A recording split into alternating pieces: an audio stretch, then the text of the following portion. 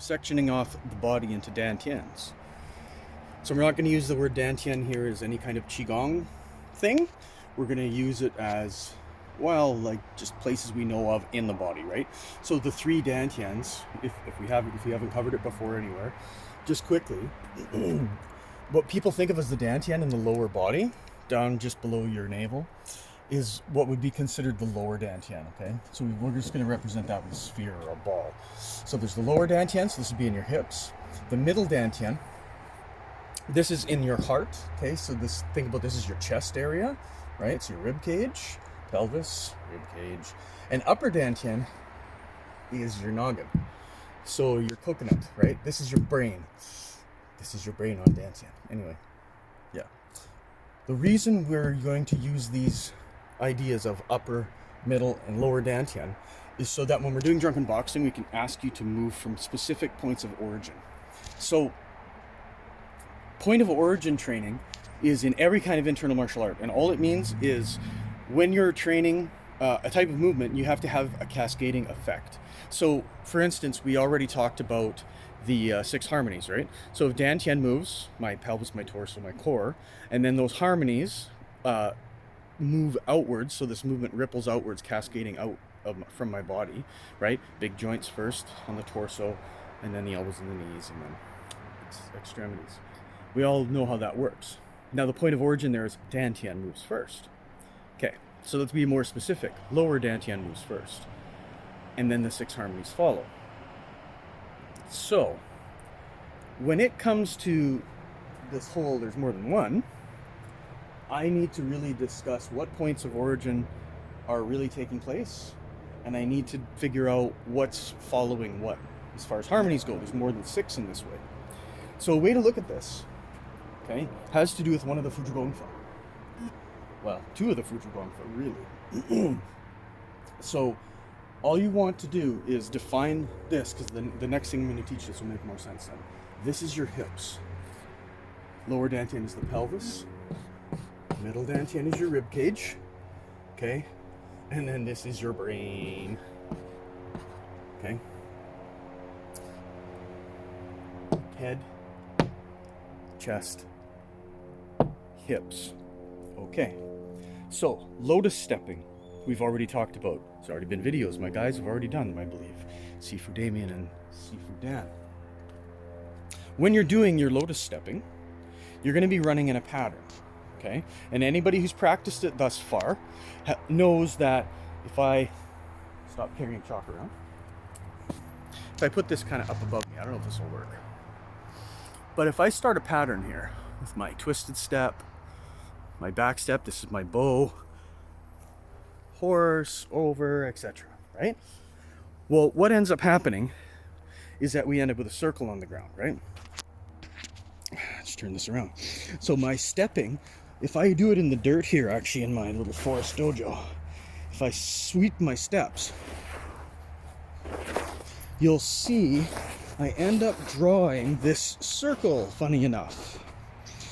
Now, enough room for an ox to lie down, first of all. You don't need anything. Right? You don't need any space to practice this. You want to get really exact. That's what these guys are for.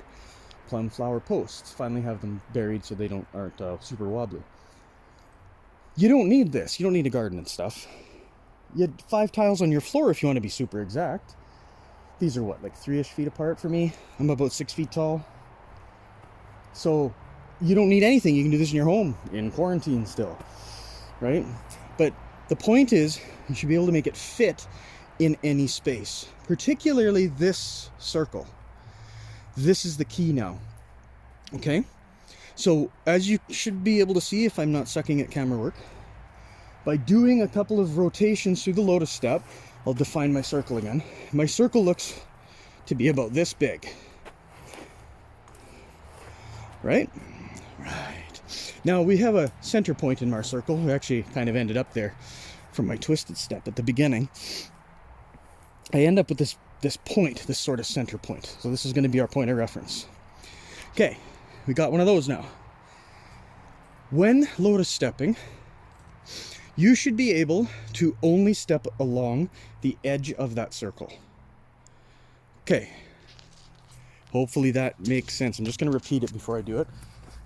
When you're doing lotus stepping, you should be able to keep your feet only on the arc of the circle. Where can I put this so you can actually see?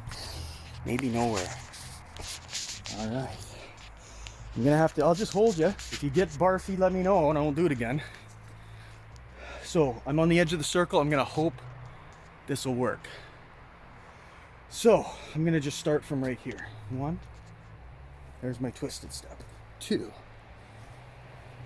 there's my bow step. 3, here's another bow step, which turns to a horse step, which turns to a bow step, which turns to a cat, which can turn to a twisted, which can turn through my other twisted step. Doesn't matter. Hopefully that filmed that. The point is, my body traced the outside of this circle. That's the first level. It's beginner level of this, okay? Now, when we are doing our circle walking, if you will, we're going to do like this. We'll have this is our circle that we're going to drunken our way around. Okay?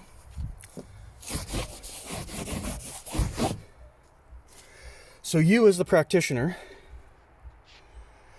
are going to want your feet on the outside, is what I said. So now I want you to consider this.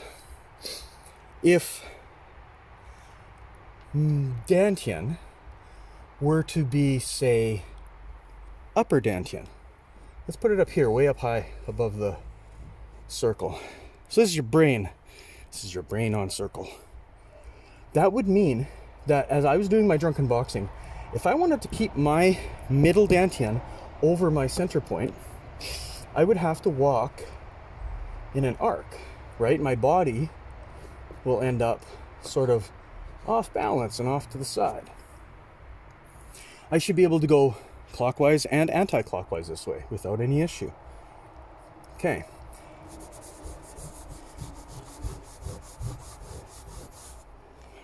I'm gonna go through all of this before I demonstrate it. So this is the upper Dantien, okay? Right? And this is our brain. Now, if we were to ask, oh, I don't know, middle Dantien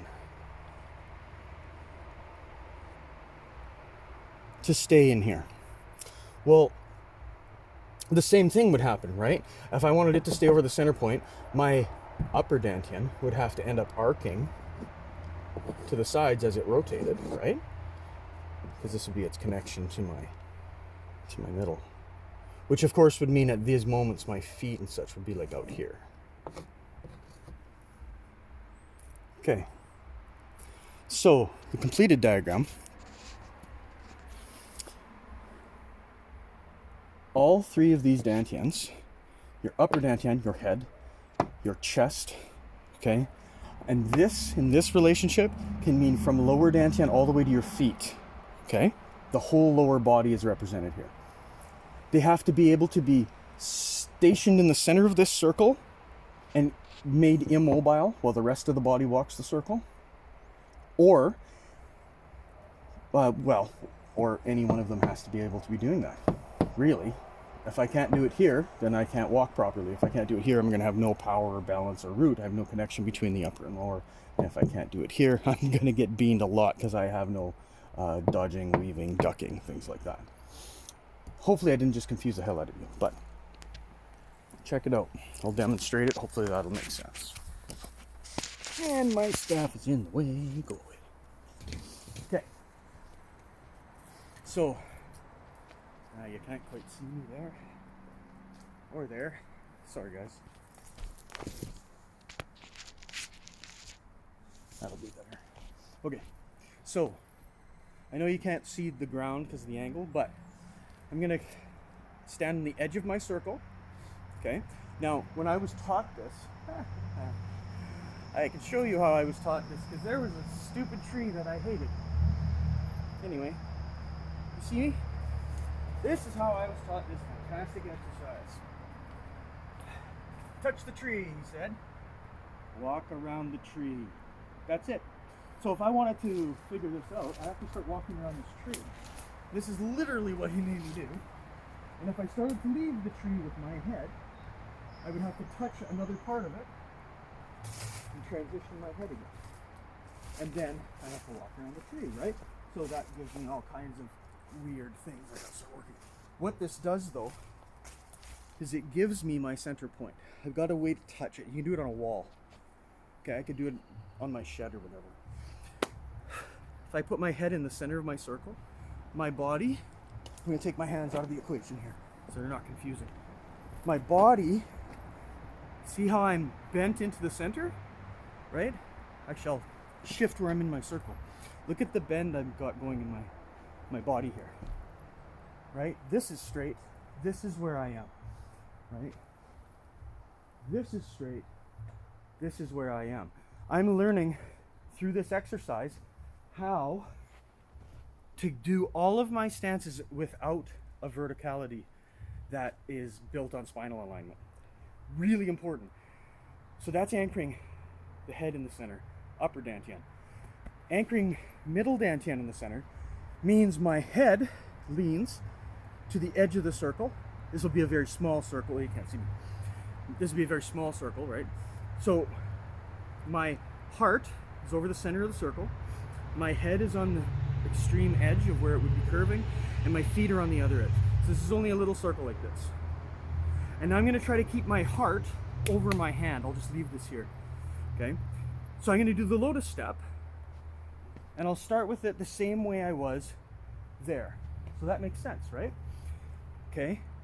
The thing about this is that everybody will pay attention to their feet, and probably mine, and they won't pay attention to what my head is doing, which is completely wrong. Almost everybody does this wrong when I show it to them. See how my head is locked to my hand? This is human nature, okay? You'll find this is like the way you orient yourself at first. Don't, okay? I'm doing this as an example. Don't do this. If you want to start playing with this stuff, it's a whole Bhagavad thing. So don't do as I do as I say. Put something on the floor, okay, on your heart point, your center, and put your hands and your head over on the other side of your circle.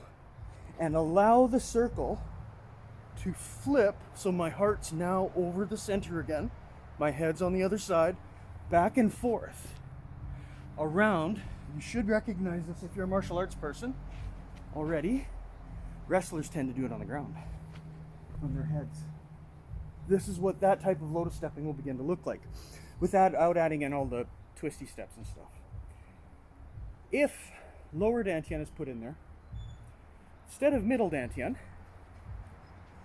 you see me? What that means is I am now standing in the center of my circle.